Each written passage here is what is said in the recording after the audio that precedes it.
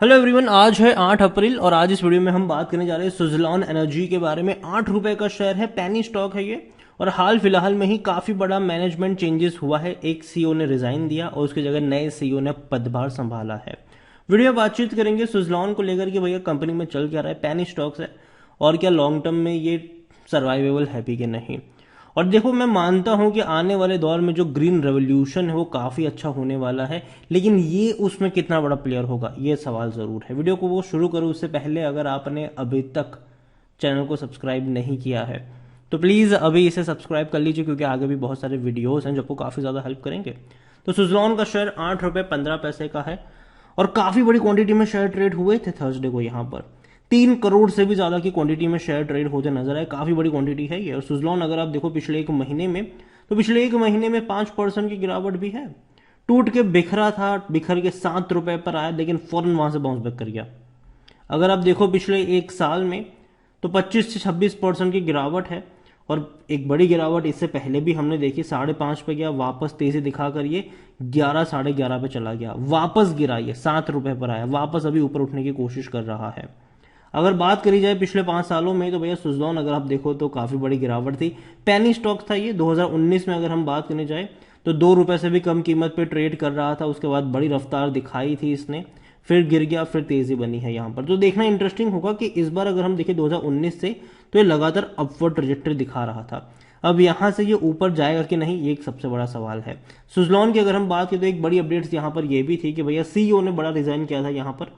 और जो सीईओ थे इनके पहले अश्विनी कुमार, उन्होंने रिजाइन किया था और 5 अप्रैल से भैया उनका इफेक्टिव भी हो चुका है। तो उन्होंने रीजन दिया था भैया पर्सनल रीजन के चलते उन्होंने रिजाइन दिया।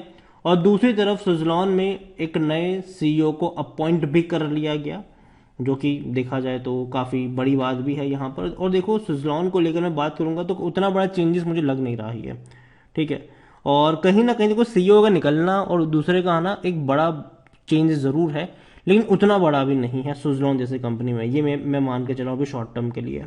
और अभी अगर हम देखें तो उनका जो पीरियड था वो डेफिनेटली आने वाले दौर में और बड़ा हो सकता है। और सुज़लॉन अगर मैं उनकी वेबसाइट पर जो देखो, ग्रीन एनर्जी, डेफिनेटली जो विंड एनर्जी है उसका यहाँ पर बड़े पैमाने पर इस्तेमाल होता है। क्लीन एनर्जी अगर हम बात करें तो यहाँ पर सुज़लॉन है, एक बड़ा प्लेयर है यहाँ पर। बीच में कई बार खबरें आती थी कि भैया सुज़लॉन बिकने वाला है, अदानी खरीदने वाले, लेकिन मुझे लगता है कि चांसेस थोड़े से कम है उसके, ठीक है।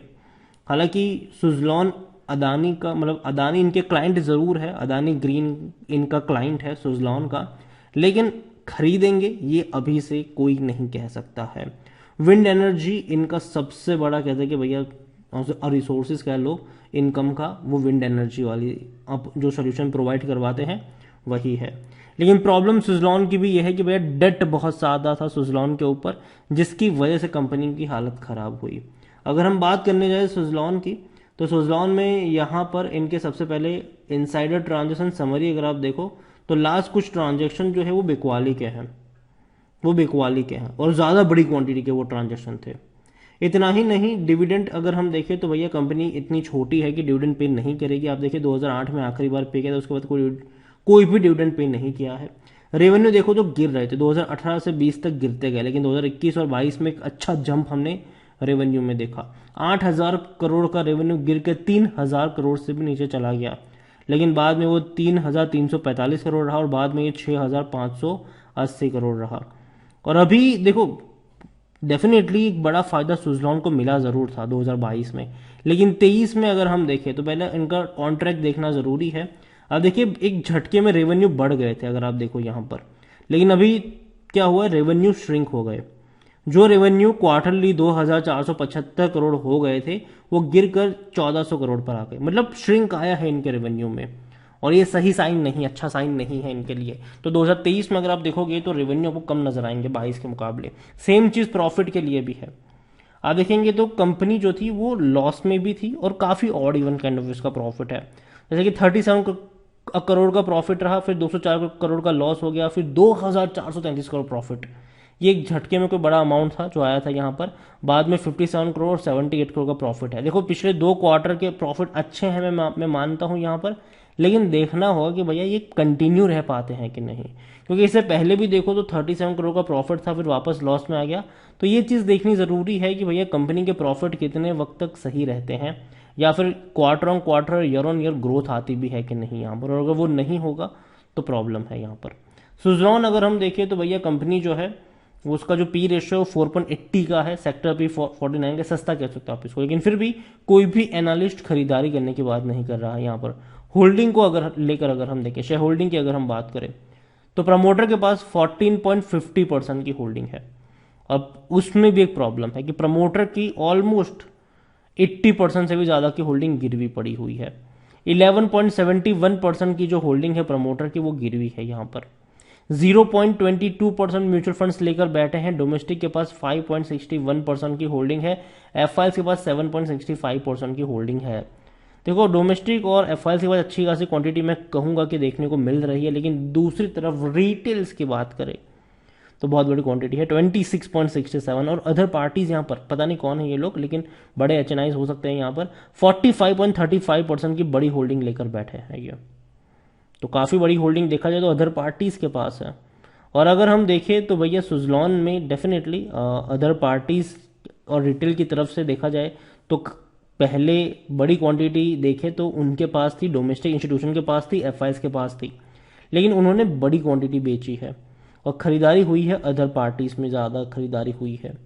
तो मैं यही कहूँगा अभी के लिए सुज़लॉन में कि देखो भैया, भले ही मैनेजमेंट चेंजेस आया है, कोई उतना बड़ा असर देखने को नहीं मिला, क्योंकि अगर आप शेयर प्राइस देख लो उसका पिछले एक महीने का, तो उतना बड़ा असर नहीं है यहाँ पर। और देखो यार, पिछले एक महीने बाजार अच्छे मूड में नहीं था, पिछले कुछ दिनों में रिकवरी लौटी है, तो यहाँ पर भी रिकवरी हमें देखने को मिल गई है। ओवरऑल सुज़लॉन डेट से जूझ रही कंपनी है ज़रूर। और जहाँ तक बात है भैया अदानी को खरीदने की, तो मुझे लगता नहीं कि अभी ऐसा कुछ होगा। फ्यूचर में कुछ होगा तो पता नहीं, अदानी खरीदे या अंबानी खरीदे, लेकिन मैं मान के चल रहा हूँ कि आने वाले दौर में जो ग्रीन एनर्जी की तरफ हम जा रहे हैं, तो कहीं ना कहीं इस कंपनी का टिकना उन सारी चीज़ों में मुझे मुश्किल तो लग रहा है, क्योंकि बड़े बड़े प्लेयर्स यहाँ पे एंट्री कर रहे हैं। अदानी, टाटा, अंबानी और भी कई सारे बड़े प्लेयर्स हैं, वो सब एंट्री कर रहे हैं यहाँ पर। और ऐसे में सुज़लॉन का टिकना मुझे थोड़ा सा मुश्किल लग रहा है। मैं मान के चल रहा हूँ कि लॉन्ग टर्म में शायद हो सकता है कि कोई खरीद ले इसको या फिर कोई कुछ और हो जाए, लेकिन सस्टेनेबल मुझे थोड़ा सा नहीं लग रहा है इनका। लॉन्ग टर्म की मैं यहाँ पर बात कर रहा हूँ, और इसीलिए मैं फ्यूचर थोड़ा सा अनप्रेडिक्टेबल है इसका, और यही वजह है कि मैं अभी इसको अवॉइड करूंगा सुज़लॉन को। भले ही बीच में कुछ खबरें आएगी दौड़ जाएगा, कुछ खबरें आएगी गिर जाएगा, खबरों का बाजार गर्म रहेगा, उसके हिसाब से ये रिएक्ट करेगा। और ऑपरेटर का ये बहुत ही फेवरेट स्टॉक भी है। ऑपरेटर यहाँ पर काफ़ी बड़ी गेम खेलते हैं, तेज़ी लेकर आते हैं, गिरावट भी लेकर आते हैं। तो भैया ऑपरेटर यहाँ पर मेनली पैसा बनाते हैं, रिटेल इन्वेस्टर बहुत कम पैसा बना पाते हैं ऐसे ऐसे कंपनियों में, ऐसे स्टॉक्स में। तो अवॉइड करिए, बाकी मर्जी आपकी है। वीडियो को यहीं पे एंड करूंगा। पसंद आया हो तो लाइक करो, शेयर करें, चैनल वगैरह पहले ही बार हैं तो प्लीज़ सब्सक्राइब करें। और सुज़लॉन के बारे में क्या सोचते हैं वो भी आप मुझे कमेंट में लिख के बता सकते हैं। Thank you.